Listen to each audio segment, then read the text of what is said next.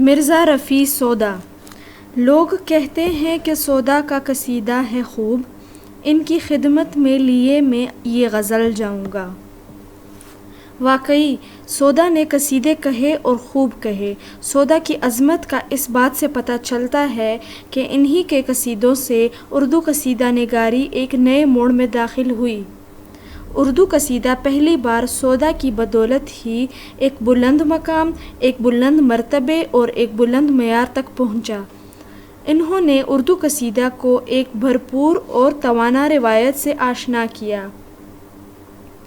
اس میں نئے مضامین کا اضافہ کیا، نئے خیالات، نئے موضوعات داخل کیے، ممکن حد تک اس کی حدود وسیع سے وسیع تر کر دیں، اور سودا کی بدولت ہی اردو قصیدہ نگاری کی باقاعدہ بنیاد پڑی۔ الغرض انہوں نے صنف قصیدہ کی آبیاری اپنے خون جگر سے کی اور اس کے خد و خال سنوار کر اردو شاعری کو ایک نیا رخ دیا۔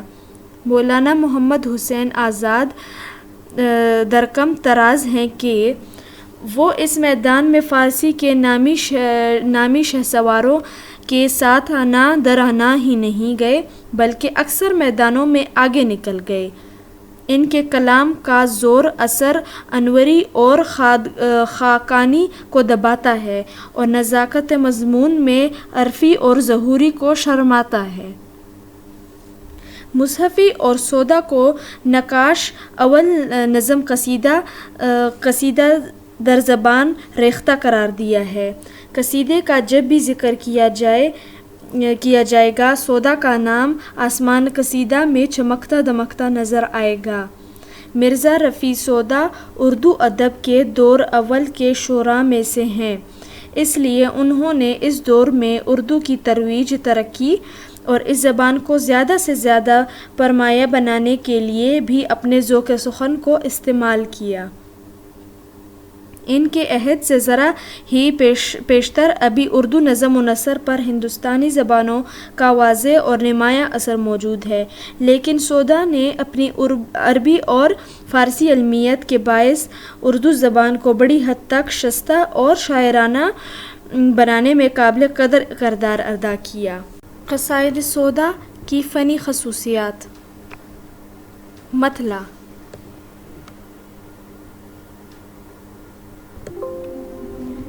قصیدہ کی فنی خوبیوں اور خامیوں کا انحصار مطلع پر ہے، اس لیے شاعر کی کوشش ہوتی ہے کہ مطلع دلکش ہو اور جدت خیال اور جدت بیان سے ایسی ندرت اور ایسی شگفتگی پیدا کرے کہ سننے اور پڑھنے والا چونک جائے اور اس کی توجہ قصیدہ جذب کرے۔ سودا اس فن کے ماہر ہیں، ان کے مطلع اس فن پر پورے اترتے ہیں، یہ کامیابی سے تاثر پیدا کرتے ہیں اور قاری بھی ان سے متاثر ہوتا ہے۔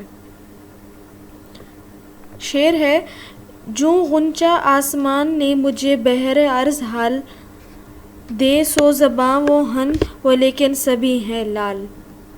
سرفراز و دولہ کی شان میں لکھے گئے قصیدے کے مطلع میں جدت نے لطف پیدا کر دیا۔ شعر ہے: صبح عید ہے اور یہ سخن ہے شہرۂ عام، حلال دختر ضرب نکاح وہ روزہ حرام۔ ڈاکٹر شمس الدین صدیقی فرماتے ہیں: قصیدوں کے معیار سودا کے پیش نظر تھے، ان کے لحاظ سے ان کے قصیدے جانچے جائیں تو معلوم ہوگا کہ وہ ہر طرح معیاری ہیں۔ اکثر قصیدوں کے مطلع ایسے ہیں جو قاری یا سامع کی توجہ فوراً اپنی گرفت میں لے لیتے ہیں، خواہ خیال کی ندرت کی وجہ سے، خواہ بیان کی جدت یا زبان کی برجستگی و شگفتگی کے سبب۔ اب نمبر 1 ہے تشبیب، نمبر 2 ہے گریز، نمبر 3 مدح،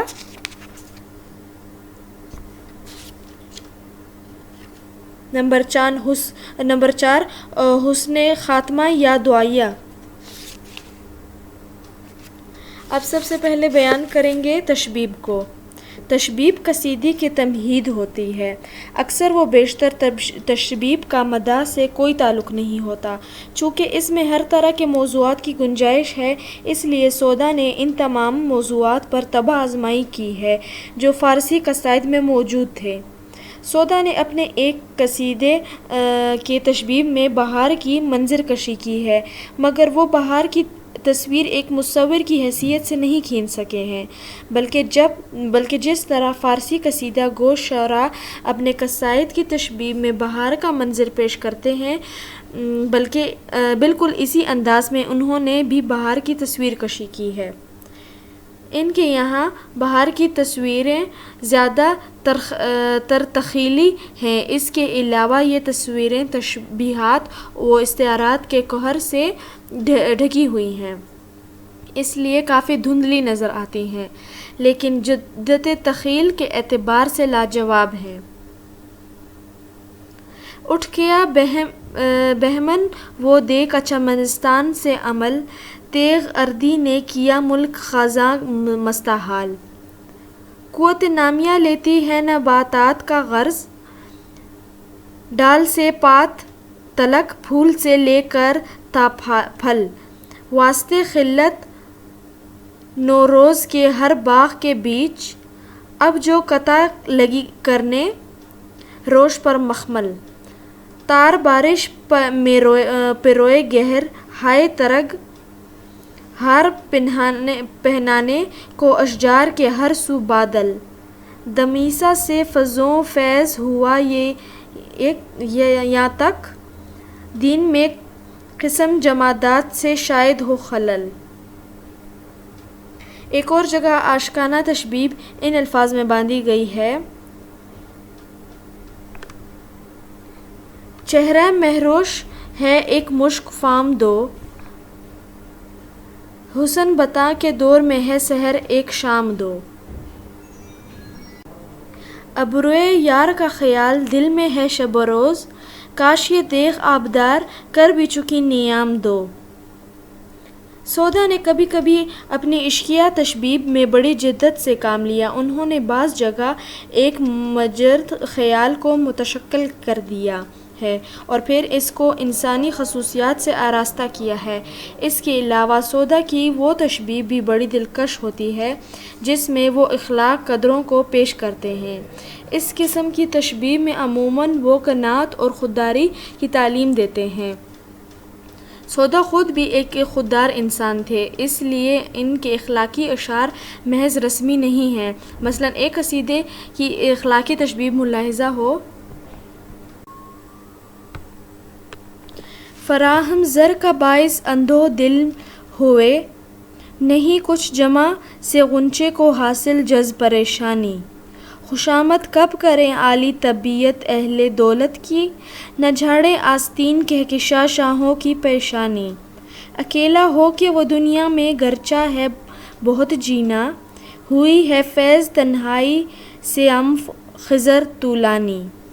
ڈاکٹر شمس الدین صدیقی کے بقول تشبیب میں سودا نے اس قدر تنوع برتا ہے، ایسی جدیں پیدا کی ہیں، ایسے زور بیان مضمون آفرینی، خیال بندی اور ندرت تشبیہ و استعارہ صرف کیا ہے کہ آپ اپنی نظیر آپ بن کر رہ گئی ہے۔ اچھا، اب نمبر 2 ہے گریز۔ گریز میں برجستگی اور ساختگی اعلیٰ درجے کی ہونی چاہیے تاکہ یہ ظاہر نہ ہو سکے کہ شاعر خواہ مخواہ مدح پر اتر آیا ہے۔ اصل فن یہ ہے کہ شاعر بات ہی بات میں ممدوح کا ذکر کرنے لگتا ہے۔ شاعر کا کمال یہ ہوتا ہے کہ تشبیب کے بعد گریز اس طرح آ جائے کہ دونوں میں کسی قسم کا خلا واقع نہ ہو اور سلسلہ بیان بھی منقطع نہ ہو۔ سودا اس فن کے ماہر ہیں نہیں بلکہ امام ہیں۔ ان کے ہاں ممدوح کا ذکر اس طرح آتا ہے جیسے تشبیب کا لازمی نتیجہ ہو۔ اس قسم کی گریز زیادہ تر سودا کے ہاں پائی جاتی ہے۔ سودا نے جس قصیدے میں خوشی کو مجسم کیا ہے اس میں گریز نہایت فطری طریقے سے استعمال کی ہے۔ اب شعر ہے: کر کے دریافت یہ مجھ سے کہا اس نے کہ مگر سمے میں تیرے یہ مژدہ نہیں پہنچا اب تک۔ آج اس شخص کی ہے سالگرہ کی شادی کہ بصورت ہے وہ انسان بصیرت ہے فلک، یعنی نواب سلیمان فرد نام آصف جاں حد میں جس کے یہ غیور وہ بزرگ وہ کوچک۔ اس کے بعد نواب عماد الملک کی مداح کا آغاز ہوتا ہے۔ حضرت علی رضی اللہ تعالیٰ عنہ کے قصیدے میں سودا کے جو رستم اور بے وفائی کا شکوہ کرتے ہیں۔ فریاد کروں کس سے رواداری کی تیری، کہنے کے لیے غیر و مسلماں ہے برابر۔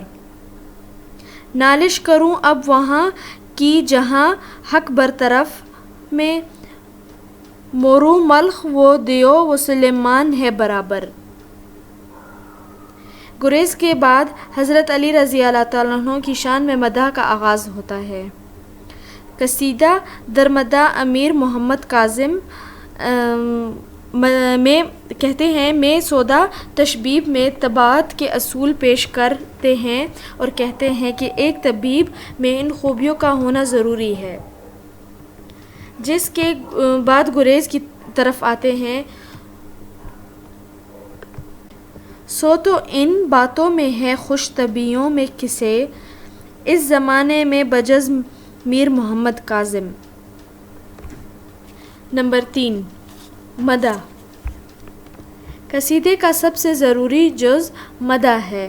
اس میں شاعر ممدوح کے جلال و جمال، عظمت و بزرگی، شجاعت و جرأت اور عدل و انصاف کی تعریف کرتا ہے۔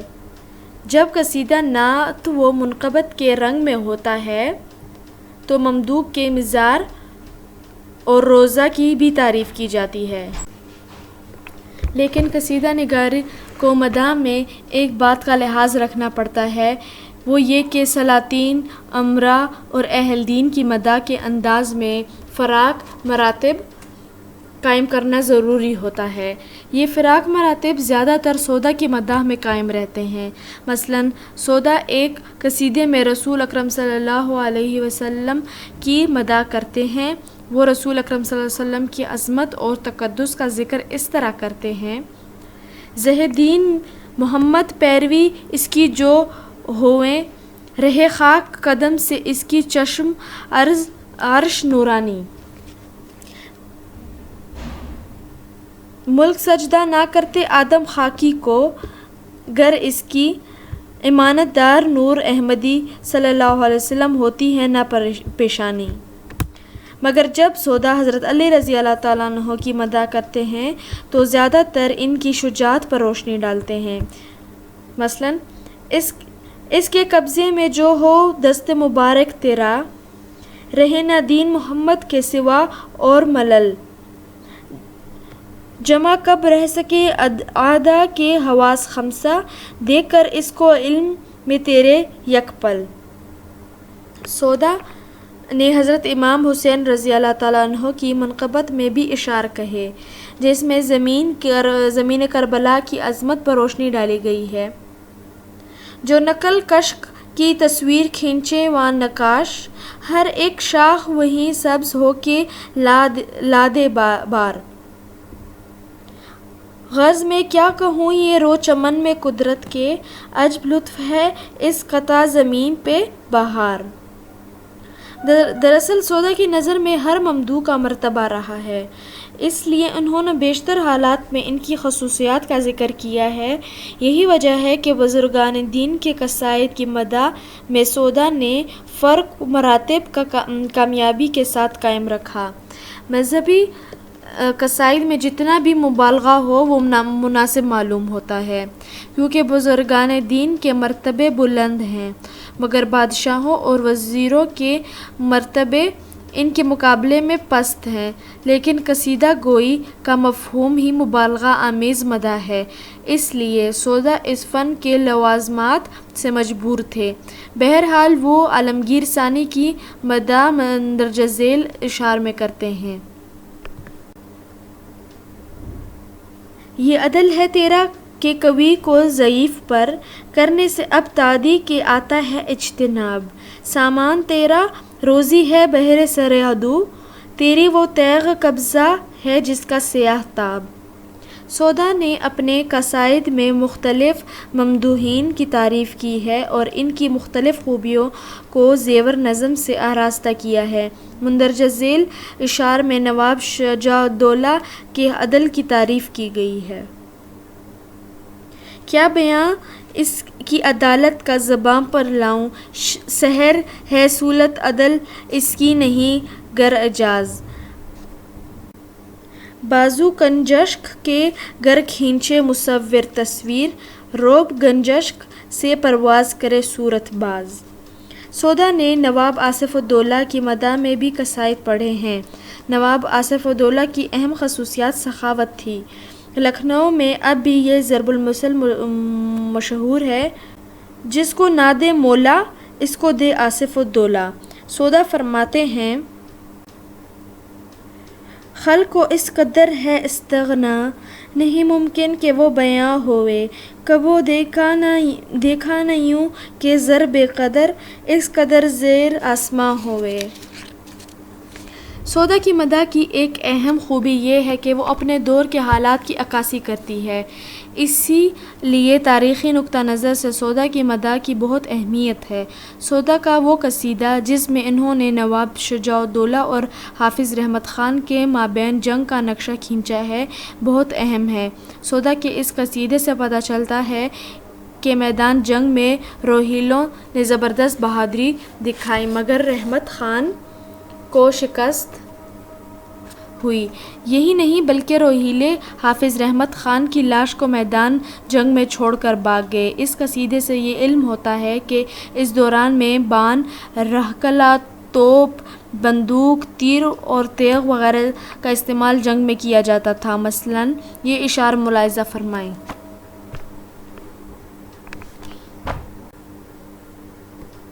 تھی سامنے ہمارے جو فوج ہر اول، ہونے کے 10,000 تلک پیدا وہ سوار. توپے جو داغتے تھے فلیتوں سے آن بان، رنجک مچال برق چمکتی تھی بار بار. گنجال مثل رعد کے کڑکے تھے دم بدم، آواز شتر نال تھی طاوس کی جھنکار. مدح میں مبالغہ کا ذکر کرتے ہوئے شیخ چاند فرماتے ہیں کہ مبالغہ ہماری شاعری اور خصوصاً قصیدے کی جان سمجھا جاتا ہے. وہ مدح بالکل بے لطف اور سپاٹ خیال کی جاتی ہے جس میں مبالغہ کی چاشنی نہ ہو. سودا نے اس خیال سے مبالغہ آرائی میں کوئی تعمیل نہیں کیا. اب نمبر 4 ہے حسن خاتمہ یا دعائیہ. قصیدے کی آخری منزل مقطع ہے جس کو حسنۃ الخاتمہ بھی کہتے ہیں. قصیدے کو اس طرح ختم کرنا چاہیے کہ اس کی ابتدائی شان شکوہ کے مقابلے میں پست نظر نہ آئے بلکہ خاتمہ پر سامع مطمئن ہو جائے. اس حصے میں شعر و ممدوح کو دعا دیتا ہے اور اس کے ساتھ ہی اپنی مدح بھی بیان کرتا ہے. سودا ایک قصیدے کی دعائیہ ملاحظہ ہو.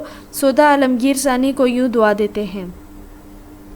سودا کرے ہے ختم دعائیہ پر سخن، اس جا نہیں سے طول سخن مقتضائے داب. اس تخت پر یہ مسند اقبال بیٹھ کر، کرتا رہے تو شادی نو روز اے جناب.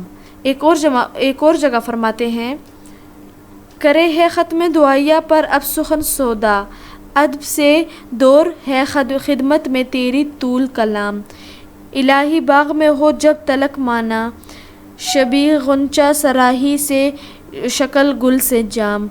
میں سرور مجھے دے ہر ایک عید کے دن، طرف سے ساقی کوثر کے ساغر گلفام. غرض کروں ہوں دعائیہ پر میں ختم سخن، ادب کی مرضی ہے طول کا لام ہو کوتاہ. سودا نے جو قصیدہ نواب عبد الملک کی شان میں کہا ہے، اس میں اس کے ادا کو انہوں نے بدعا بھی دیے. چنانچہ فرماتے ہیں ختم کر اب تو دعائیا پر سودہ یہ کلام آ میں کرنے گئے باب اجابت پہ ملک یہ الہی جو یہ تیرا ہے چراغ دولت تا ابد اس سے منور رہے قندیل فلک کاتب دست قضا شکل عدو کی تیرے صفحہ ہستی سے جو حریف غلط کر دے فلک۔ سودا کے متعلق پروفیسر عبدالباری عاصی اپنے ایک مضمون میں فرماتے ہیں اردو شاعری کا زرعی عہد جہاں میر حسن کی مثنوی نگاری اور میر و درد کی غزل گوئی سے جگمگا نظر آتا ہے وہاں سودا کی قصیدہ نگاری اس کی تابندگی اور درخشندگی کو چار چاند لگاتی نظر آتی ہے۔ شیخ چاند سودا فرماتے ہیں اس نے قصیدے میں متنوع مضامین و موضوعات کو داخل کیا اور داخلی اور خارجی شاعری کا کمال دکھایا، حکیمانہ خیالات اور اخلاقی تعلیمات کو بڑے مؤثر انداز میں پیش کیا ہے۔ اس کے قصیدوں میں لفظی، نحوی، بیانی اور عروضی خوبیاں بدرجہ اتم موجود ہیں۔ ڈاکٹر ضیاء احمد بدیوانی سودا کے قصیدے کی تعریف کرتے ہوئے کہتے ہیں سودا بے شک ایک دیوب پیکر جینیس تھے، انہوں نے تقریباً ہر صنف شاعر میں طبع آزمائی کی اور ہر ایک میں قدرت کلام کے جوہر دکھائے۔ وہ وسیع علم اور بے پناہ تخیل کے مالک تھے، نادر تشبیہات اور طرفہ اسالیب ان کے سامنے ہاتھ باندھے کھڑے رہتے تھے، جو ہر اس قلم کی باگ موڑتے ایک تہلکہ مچا دیتے۔ ان کی مداح کا زور اور ہجو کا شور مسلم ہے۔ اردو میں قصیدہ نگاری سودا کی ذات سے عبارت ہے۔ جب کبھی مورخ اردو قصائد پر قلم اٹھائے گا سودا کو خراج عقیدت کے الفاظ یاد کرے گا، یہی نہیں بلکہ وہ ان کو بلند ترین مرتبے پر فائز کرے گا۔ سودا نے اردو قصیدہ نگاری کو وزن وقار بخشا ہے، انہوں نے اس فن کو اتنا بلند کیا ہے کہ وہ فارسی کی قصیدہ نگاری تک پہنچ گیا ہے۔ دراصل سودا نے فن قصیدہ نگاری کی سرمستی میں اتنا اچھال دیا ہے کہ جس کو ثریا کہا جاتا ہے۔ رام بابو سکسینہ ان کی عظمت کے متعلق یوں گویا ہوتے ہیں ان کے اردو قصائد بڑے بڑے فارسی استادوں کے قصائد کے ٹکر کے ہیں اور بعض تو عرفی و خاقانی کے مورکہ الآراء قصیدوں کو بھلا دیتے ہیں۔ نزاکت خیال اور طرفگی مضامین میں وہ اکثر اہل عجم سے گونا سبقت لے گئے ہیں۔ عزیز طلبہ، یہ آڈیو ریکارڈنگ آپ کے لیے ہیومینیٹیرین ڈیولپمنٹ آرگنائزیشن ایبٹ آباد کے ذریعے اہتمام کی گئی۔ ہیومینیٹیرین ڈیولپمنٹ آرگنائزیشن ایبٹ آباد 2011 سے اپنی مدد آپ کے تحت صحت، تعلیم اور معاشی خود مختاری کے شعبوں میں بہتری کے لیے کوشاں ہے۔ ادارہ نے نہ صرف خیبر پختونخوا بلکہ ملک بھر کے نابینا طلباء کی تعلیمی مشکلات اور رکاوٹوں کو دور کرنے کے لیے FA تا ماسٹرز لیول کی نصابی کتب اور کورسز، جن میں علامہ اقبال اوپن یونیورسٹی کے کورسز بھی شامل ہیں، کو آڈیو ریکارڈنگ میں منتقل کرنے کا اہتمام کیا ہے تاکہ نابینا طلباء اعلیٰ تعلیم تک رسائی حاصل کر کے ملک و قوم کی ترقی اور خوشحالی میں اپنا بھرپور کردار ادا کر سکیں۔ یہ تمام آڈیو ریکارڈنگز نابینا طلباء کو بالکل مفت فراہم کی جا رہی ہیں۔ نابینا طلباء کے علاوہ دیگر طلباء بھی اس تعلیمی سہولت سے استفادہ کر سکتے ہیں۔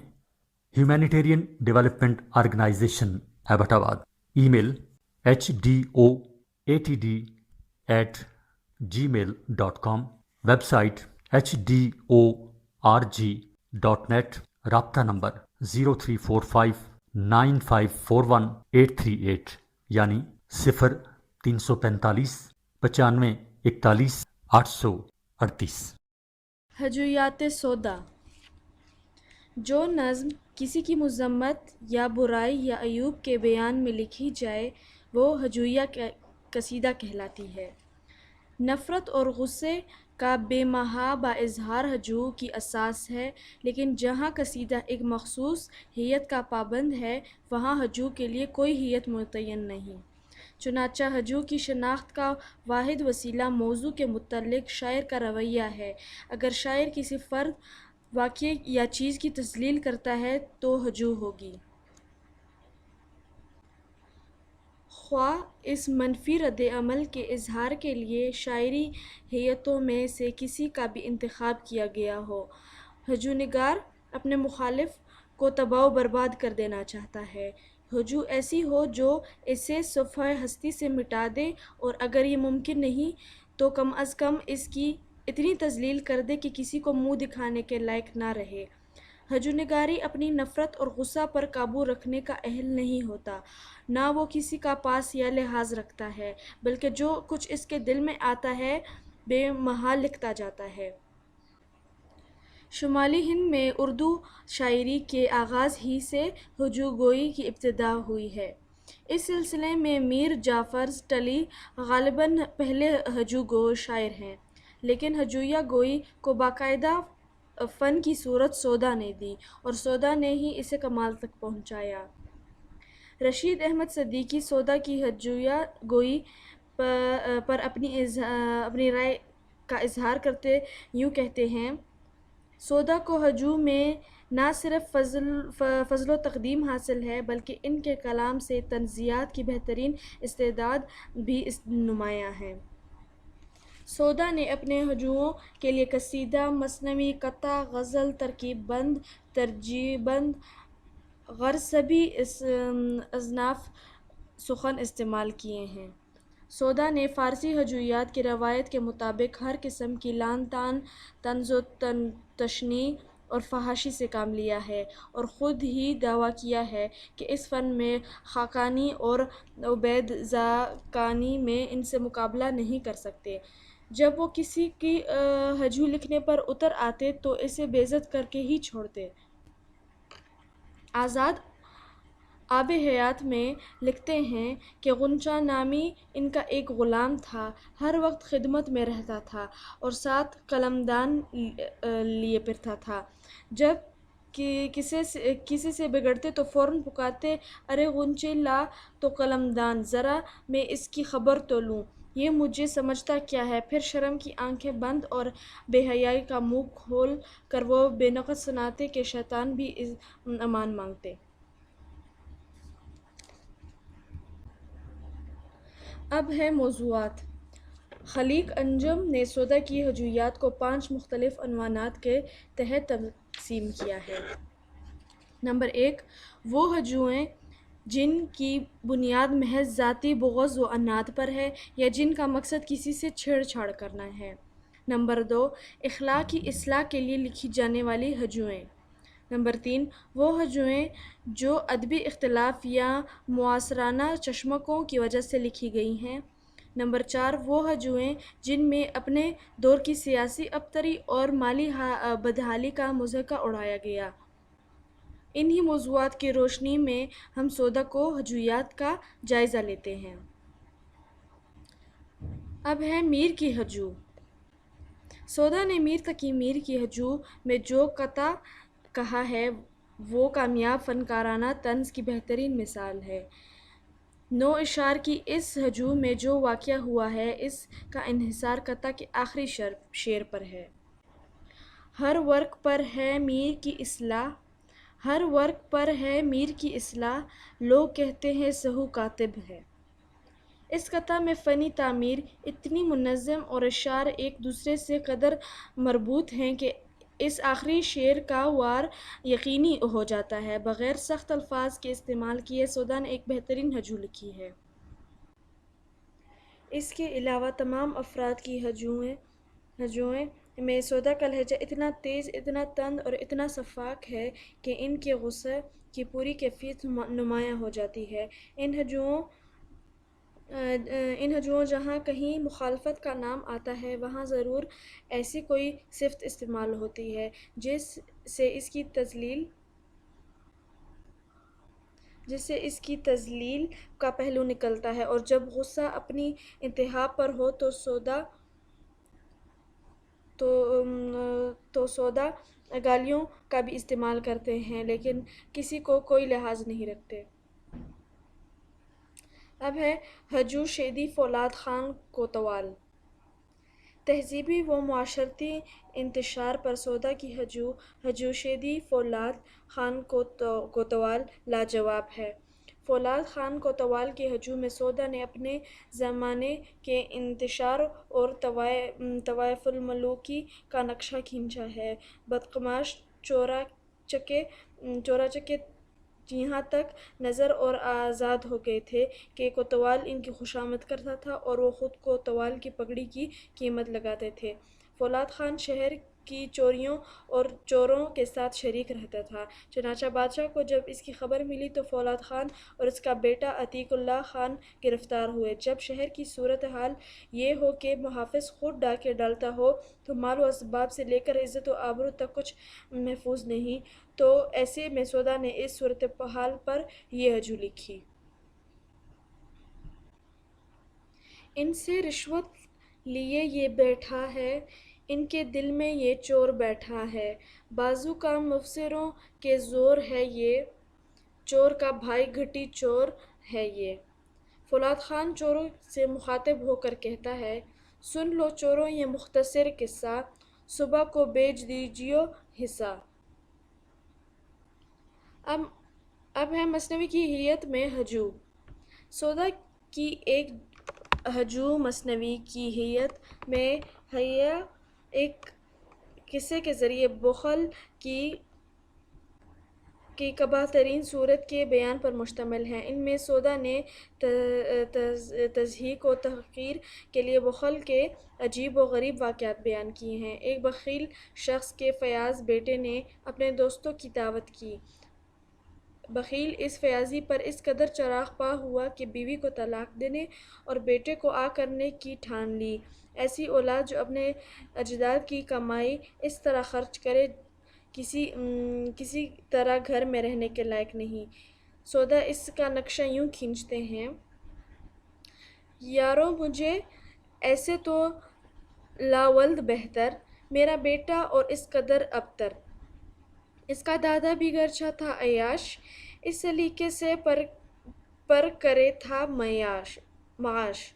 جو کوئی اس کے گھر میں نوکر تھا، رات کو اس پہ یہ مقرر تھا، پھرتا وہ ٹکڑے مانگتا گھر گھر، لاتا آقا کے جو آگے جھولی بھر کر۔ اچھے چن کے آپ کھاتے تھے، برے تنخواہ میں لگاتے تھے۔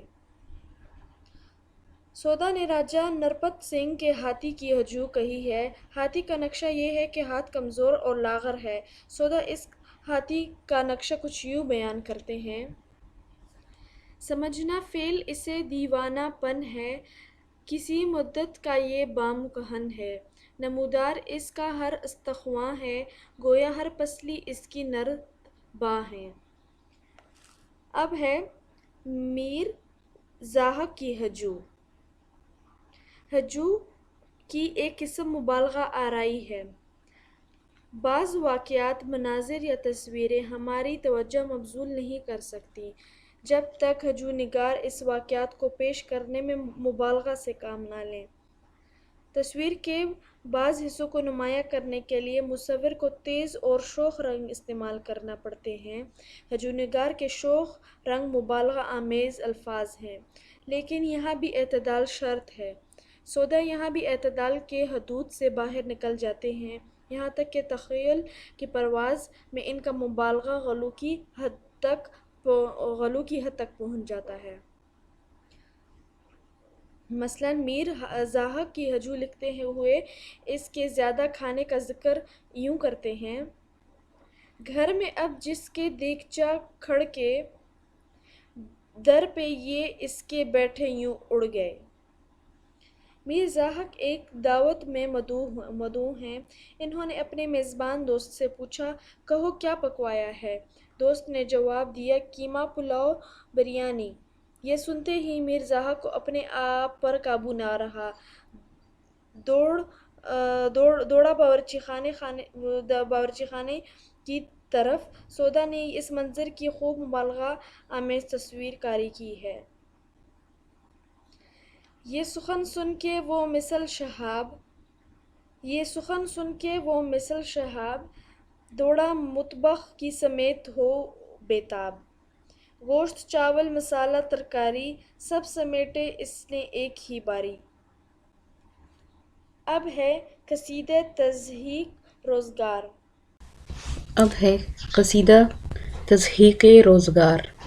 شخصی ہجووں سے قطع نظر تضحیک روزگار سودا کا مشہور ہجویہ قصیدہ ہے جس میں بظاہر ایک گھوڑے کی ہجو کی گئی ہے، لیکن اس کا مقصد مغل سلطنت اور بالخصوص اس کے عسکری نظام کی کمزوریوں پر طنز ہے. سودا نے یہ قصیدہ اپنی شاعری کے زمانے 1750 سے قبل کہا، جس کی شہادت یہ ہے کہ نکات شعراء میں اس کا ذکر ملتا ہے. اس وقت تک انہوں نے وہ تمام مشہور قصیدے اور ہجویات نہیں لکھی تھیں جن کی بنا پر سودا کو بعد کے زمانے میں شہرت ملی، لیکن اس سے پہلے دور کے ہجویہ قصیدے میں سودا نے جس فنی مہارت کا ثبوت دیا ہے، خود سودا کی دوسری ہجووں میں اس کی کوئی مثال نہیں ملتی. گھوڑا اور تلوار مغل عسکری نظام کے دو بنیادی حوالے ہیں، خصوصاً گھوڑا جس کی قوت پر پہلے مغل بادشاہ ظہیر الدین بابر نے مقامی فوجوں کو شکست دی تھی اور جو اس کے بعد طویل عرصہ تک فوجی خدمات میں مرکزی اہمیت کا حامل رہا. مغل سلطنت کے سیاسی و تہذیبی زوال کے نتیجہ میں ان کا عسکری نظام کمزور ہو کر منتشر ہونا شروع ہوا. افواج بکھر گئیں، درباروں سے منسلک افواج کو تنخواہ دینے کے لیے شاہی خزانے میں روپیہ نہیں رہا، سپاہیوں نے تنگ آ کر تلواریں کھول ڈالیں اور رزق کی تلاش میں دوسرے کاموں میں لگ گئے. جہاں نواب کے پاس خود رزق کا کوئی معقول ذریعہ نہ بچا ہو، وہاں گھوڑے کو کیا کھلا سکتا تھا؟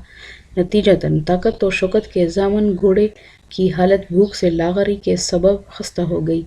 سودا نے قوت و جلال کے اسی بھوک سے نڈھال، لاغر اور خستہ حال نشان کو اپنا ہجو کا موضوع بنایا ہے. اس ہجو کا گھوڑا اور اصل آخری دور کا استعارہ ہے جو اس دور کی سیاسی اور معاشی بدحالی کا ترجمان ہے. قصیدے کے آغاز میں سودا بتاتے ہیں کہ اب سے کچھ عرصہ پہلے جن امراء کے پاس عراقی اور عربی نسل کے گھوڑے تھے، اب ان کا حال یہ ہے کہ بیچاروں کے پاس جوتیاں مرمت کرنے کے لیے بھی پیسے نہیں ہیں، موچی سے ادھار مرمت کراتے ہیں. اس سے مغل امراء کی تباہی معلوم ہوتی ہے کہ عوام ہی نہیں خواص بھی سیاسی و معاشی انتشار کا شکار ہو چکے ہیں. اب دیکھتا ہوں کہ زمانے کے ہاتھ سے موچی سے کفش پاکو گھٹاتے ہیں وہ ادبار. اس کے بعد وہ ذکر کرتے ہیں کہ ہمارے ایک مہربان دوست بھی ہیں جو سرکار سے 100 روپیہ پاتے ہیں. ان کے پاس ایک گھوڑا ہے مگر اس کی حالت ناگفتہ با ہے. گھوڑے کے کھانے کے لیے دانہ اور گھاس نہیں ہے، وہ رکھوالی کے لیے کوئی سائیں موجود نہیں ہے، خوراک نہ ملنے سے وہ زمین پر بیٹھنے اور اٹھنے کے قابل نہیں. اس کے فاقوں کا حساب لگانا مشکل ہے. اگر گھوڑا لے کر بازار سے گزریں تو کوئی کسائی پوچھتا ہے کہ ہمیں کب یاد کرو گے. فاقوں کی کثرت سے ہی گھوڑا اتنا ناتواں ہو چکا ہے کہ اس میں ہنہانے کی طاقت بھی نہیں ہے. اس ناتوانی کے باعث اب ہوا بھی اسے اڑا کے لے جا سکتی ہے. اس کے جسم پر زخم ہیں جن پر جا بجا مکھیاں بیٹھتی ہیں. خلق خدا گھوڑے کی اس حالت پر دعا کرتی ہے کہ یہ گھوڑا گم جائے یا مر جائے یا اسے چور لے جائیں. ناطاقتی کا اس کے کہاں تک کروں بیاں، فاقوں کا اس کے اب میں کہاں تک کروں شمار. فاقوں سے ہنہنانے کی طاقت نہیں رہی، گھوڑی کو دیکھتا ہے تو پاوے ہے بار بار. قصاب پوچھتا ہے مجھے کب کرو گے، امیدوار ہم بھی ہیں کہتے ہیں یوں چمار. اس کے بعد سودا بتاتے ہیں کہ ایک روز مجھے کہیں جانے کے لیے گھوڑے کی ضرورت پڑ گئی. میں اسی مہربان کے پاس پہنچا. انہوں نے عزت سے فرمایا کہ یہ گھوڑا اب سواری کے قابل نہیں ہے، یہ تو گدھے سے بدتر ہے، زمین پر میخ کی طرح قائم ہے، یعنی ہلنے کی طاقت نہیں رہی، اس کے تمام دانت گر گئے ہیں. یہ گھوڑا بہت بوڑھا ہے، شیطان جنت سے اسی پر سوار ہو کر نکلا تھا. اب اس کی حالت اتنی کمزور ہو چکی ہے کہ کسی مدد کے بغیر نہیں چل سکتا. اب گھوڑا میدان جنگ کے لیے نکلتا ہے. وہ امیر بتاتا ہے کہ جس دن مراٹھوں نے دلی پر حملہ کیا تو مجھے نقیب نے اطلاع دی کہ گھر میں کڑیاں بہت کھیل چکے ہو، اب وقت کارزار ہے، باہر میدان میں پہنچو۔ اس بیان سے یہ بھی پتہ چلتا ہے کہ اس زمانے میں امراء جنگی مشقوں کے بجائے گھوڑوں میں بیٹھ کر تفریح کے لیے کوڑیاں کھیلا کرتے تھے۔ گھوڑے نے امیر کی بہت سبکی کرائی، گھوڑا ایک دم نہ آگے بڑھتا تھا۔ لوگ اکٹھے ہو گئے اور آوازیں کسنے لگے، اسے پہیے لگا لو، پھر چل پڑیں گے۔ غرض لوگ طرح طرح کی باتیں بنانے لگے۔ دلی تک آن پہنچا تھا جس دن کر مرہٹا، مجھ سے کہا نقیب نے آ کر ہے وقت کار، جس شکل سے سوار تھا اس دن میں کیا کہوں، دشمن کو بھی خدا نہ کرے یوں ذلیل و خوار، اس مضحکے کو دیکھ ہوئے جمع خاص و عام، اکثر مدبروں میں کہتے تھے یوں پکار، پہیے اسے لگاؤ کہ تا ہوئے یہ رواں، یا بادبان باندھ پون کے دو اختیار۔ اس کے بعد سودا میدان جنگ میں اٹھائی جانے والی خفت کا ذکر کرتے ہیں کہ گھوڑے کے ہاتھوں ذلت اٹھا کر بھاگنے کی ضرورت پیش آئی۔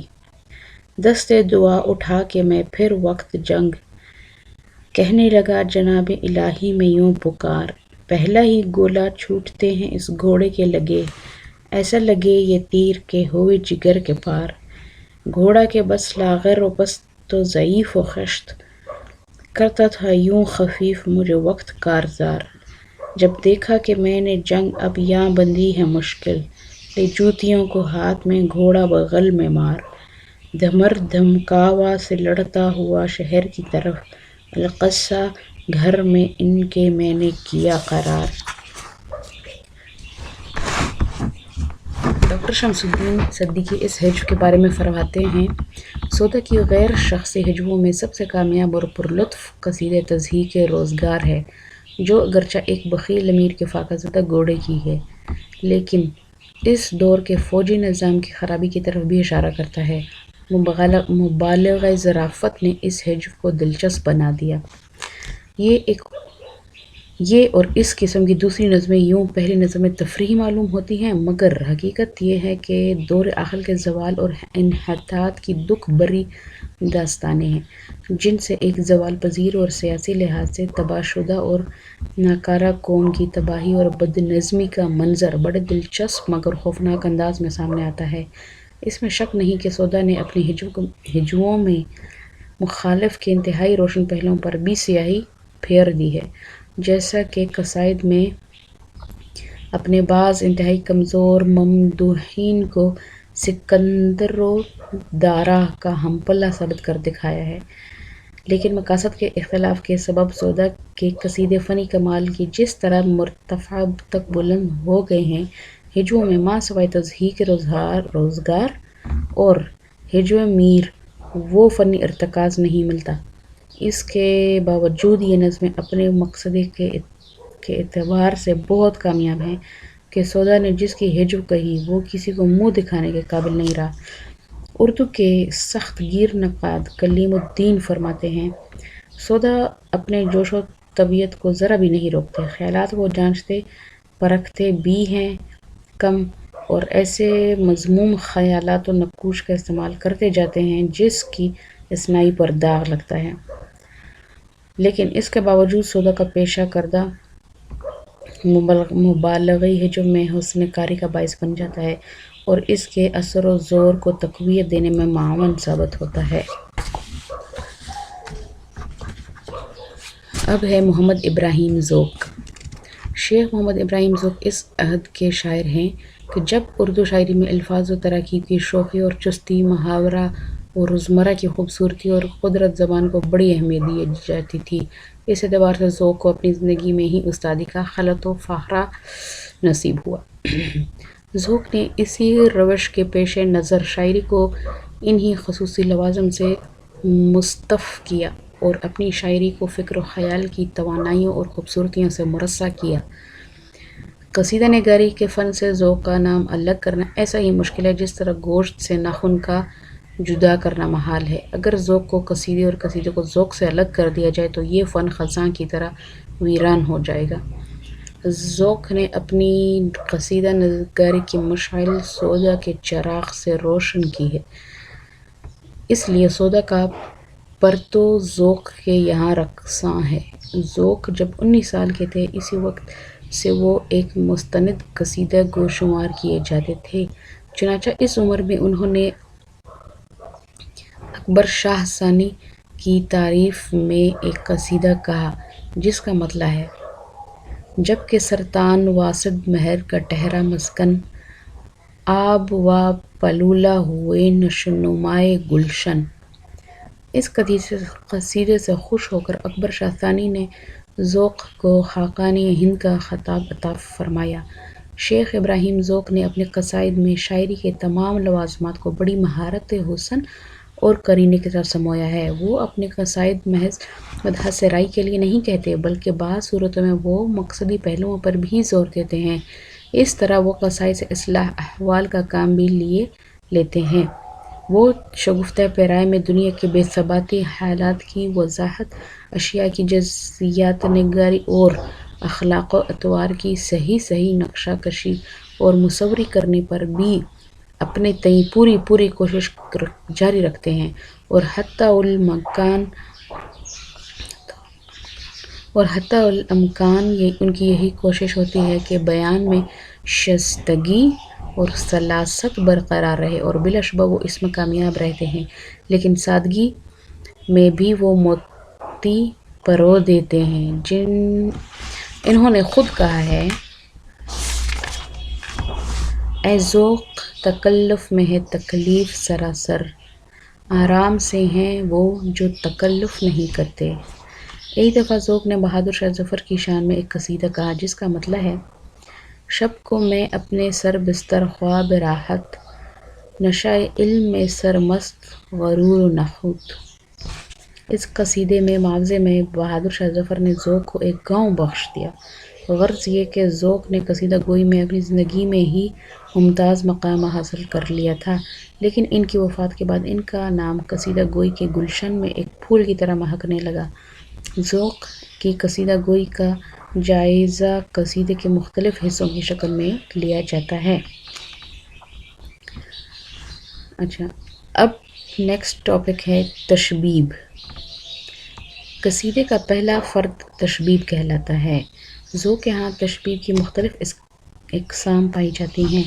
ذوق نے ایک قصیدہ اس وقت کہا تھا جب بہادر شاہ ظفر ولی عہد تھے۔ اپنی ولی عہدی کے دوران علیل ہو گئے۔ جب وہ صحت یاب ہوئے تو اکبر شاہ ثانی نے جشن غسل منایا۔ ذوق نے اس موقع پر ایک قصیدہ کہا جس کی تشبیب بہاریہ ہے۔ ذوق فرماتے ہیں: واہ واہ کیا معتدل ہے باغ عالم کی ہوا، مثل نبض صاحب صحت ہے ہر موج صبا، بھرتی ہے کیا کیا مسیحائی کا دم باد بہار، بن گیا گلزار عالم رشک زددار شفا، ہے گلوں کے حق میں شبنم مرہم زخم جگر، شاخ شکستہ کو ہے باراں کا قطرہ مومیاں، ہو گیا موقوف پہ سودا کا بالکل احتراق، لالا بے داغ سیاہ پانے لگا نشو نما، ہو گیا زائل مزاج دھر سے یہاں تک جنوں، بید مجنوں کا بھی صحرا میں نہیں باقی پتہ۔ ذوق کے تشبیب ہی کہیں کہیں عاشقانہ اور رندانہ مضامین بھی ملتے ہیں۔ وہ اس قسم کی تشبیب میں بادہ و ساغر اور حسن و عشق کا ذکر کرتے ہیں۔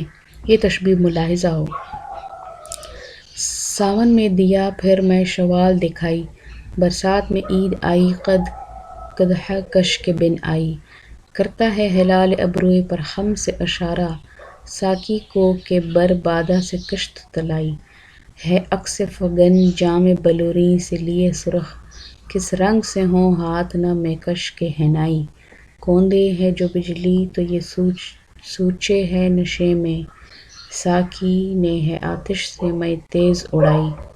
اس قصیدے کے اشعار میں غزل کا لطف آ رہا ہے۔ ساون کا مہینہ قدح کش میں کشی، ابروئے پر خم اشارہ، ساقی جا بلوریں بجلی نشہ، سردی حنا اور دست حنائی وغیرہ الفاظ رندی و سرمستی کے فضا پیدا کرتے ہیں اور عشق و محبت کی آگ بھڑکاتے ہیں۔ ان اشعار کی مدد سے ایک میں خوار سبزہ زار میں پہنچ جاتا ہے۔ ذوق کے اس قصیدے کی تشبیہ میں بھی بہت حسین ہے جو انہوں نے بہادر شاہ ظفر کی تخت نشینی کے موقع پر کہا تھا۔ اس تشبیہ میں حسن و جمال کی موجیں رقصاں ہیں، اس کے علاوہ مبالغہ بھی معتدل اور متوازن ہے۔ ذوق کی یہ تشبیہ ملاحظہ ہو۔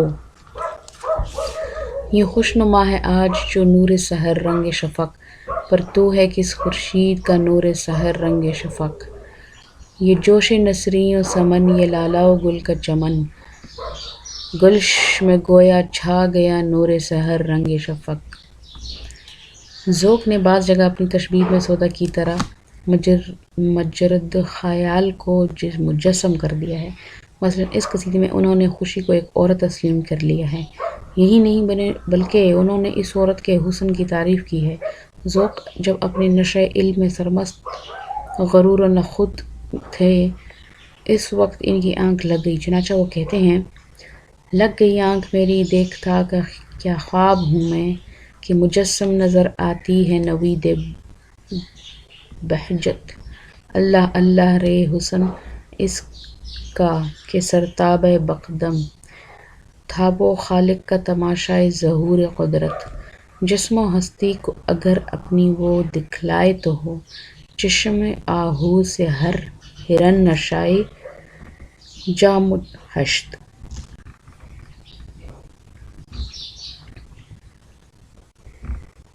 اب ہے گریز۔ قصیدے کے دوسرے جز کو گریز کہتے ہیں۔ ذوق کے قصائد کا مطالعہ گریز کی روشنی میں کیا جا سکتا ہے۔ گریز میں بھی ذوق کے ذہانت اور صلاحیت کا ثبوت دیتے ہیں۔ ان کے برمحل گریز ہوتی ہے۔ ذوق نے ولی عہد کے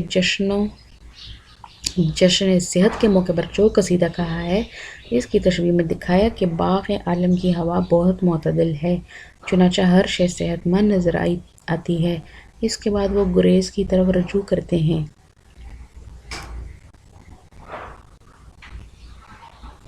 واقعی کس طرح سے صحت نہ ایک عالم کو ہو، جبکہ ہو اس کی نوید غسل صحت جاں فضا۔ یہ گریز مختصر بھی ہے اور فطری بھی ہے۔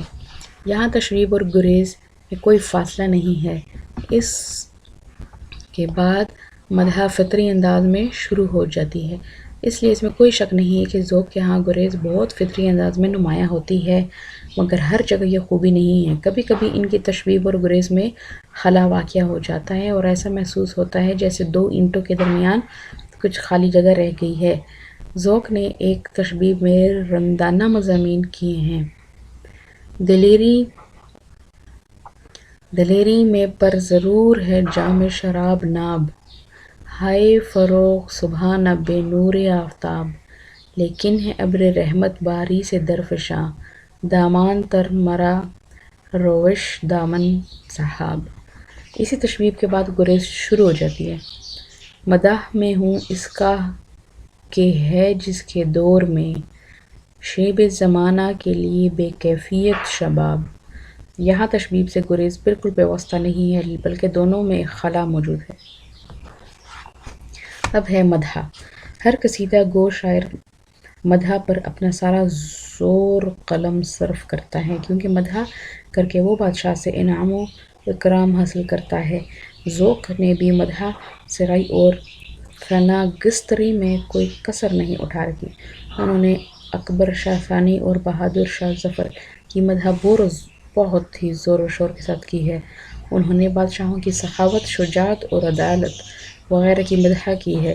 اس کے علاوہ ان کی تیغ، اسپ اور فیلی وغیرہ کی بھی تعریف کی ہے۔ ذوق نے بہادر شاہ ظفر کی صحت یابی کے وقت ایک پرشکوہ قصیدہ کہا اور بادشاہ کی صحت یابی کا اثر کائنات پر دکھاتے ہوئے فرماتے ہیں: دیا ہے رنج کو دو تیرے غسل صحت نے، ضمیر خلق سے اے بادشاہ پاک ضمیر۔ عجب نہیں یہ ہوا سے کہ مسل نبض سہی، کرے اگر حرکت موج چشمہ تصویر۔ نہ موج مہ کو ہو نہ شیشہ نہ ہچکی، گئی جہاں سے یہ بیمار وفاق و ذخیر، ببرق کو تپ لرزا نہ ابر کو حوض کام، عذاب میں ہو رطوبت نہ خاک میں تبخیر۔ ذوق نے ایک اور جگہ بادشاہ کی شان میں عید کے موقع پر ایک قصیدہ کہا ہے جس میں مدح بھی ہے، شاندار ہے۔ وہ شہنشاہ بہادر شاہ کسریٰ انصاف، خسر و جم خدم وداور دار حشمت، قوت ملت ودیع قاطع کفر الحاد، حامی شرع نبی ماہ شرک و بدعت، تیرا دروازہ دولت ہے مقام امید، تیرا دیوان عدالت ہے محل عبرت، صفحہ علم پر برجیس سے تو ہم زانو، حجلہ عیش میں ناہی سے تو ہم صحبت، ذہن عالی ہے ترائے تر شاخ سدرا، طبع رنگی تیری گلچین ریاض جنت۔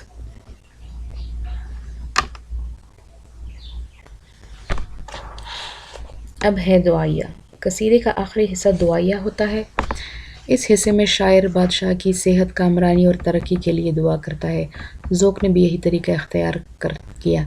وہ بادشاہ کو یوں دعا دیتے ہیں: مگر یہ ذوق ثنا سنجہ مدح خواں تیرا، غلام پیر کہن سال ایک فقیر حقیر، کرے ہے دل سے دعائیہ صدا فقیرانہ، سنا ہے جب سے کہ رحم خدائے فقیر، الہی تاب یہ ہوتا ہو زمین کو ثبات، زمیں پہ تا ہو فلک اور فلک کو ہو تدویر، فلک پر چھوڑیے نہ تا دامن مسیح حیات، زمین پر خضر کی تا ہو فنا نہ دامن گیر، عطا کرے تجھے عالم میں قادر قیوم، بجا ہو دولت و اقبال و عزت و توقیر۔ ذوق بعض اوقات بادشاہ کے دشمنوں کو بھی بد دعا دیتے ہیں: خیر خواہوں کا تیرے چہرہ پہ ہو رنگ نشاط، اور بد خواہوں کے رخساروں پہ اشک حسرت، دوستوں کو ہو تیرے گنج گوہر نصیب، گنج گوہر روز نصیب، ہو نہ جزا شک سر دامن اعداء گوہر۔ ذوق کے قصائد مجموعی طور پر اعلیٰ معیار کے حامل ہیں، مگر سودا کے مقابلے میں ان میں تصنع اور آورت زیادہ ہے۔ ذوق کے قصائد کی فضا بھی محدود ہے۔ انہوں نے صرف شاہی دربار کا مطالعہ کیا، اس سے ہٹ کر انہوں نے کائنات پر نظر نہیں دوڑائی، اس لیے ان کی نگاہ صرف درباری ماحول تک محدود رہی۔ انہوں نے فطرت کا بھی مشاہدہ نہیں کیا، اس لیے ان کے قصائد میں چمن کے، لالا و گل کے بجائے دربار کے نقش و نگار زیادہ جلوہ گر ہیں۔ کملیم الدین احمد اردو شاعری پر ایک نظر فرماتے ہیں: ذوق نے بھی قصیدے نہایت اہتمام و کاوش سے لکھے ہیں۔ ہر قصیدے کا رنگ جدا ہے، ہر قصیدہ میں ایک نئی بات پیدا کرنے کی کوشش کی ہے، جبکہ فراق گورکھپوری رقم تراز ہیں۔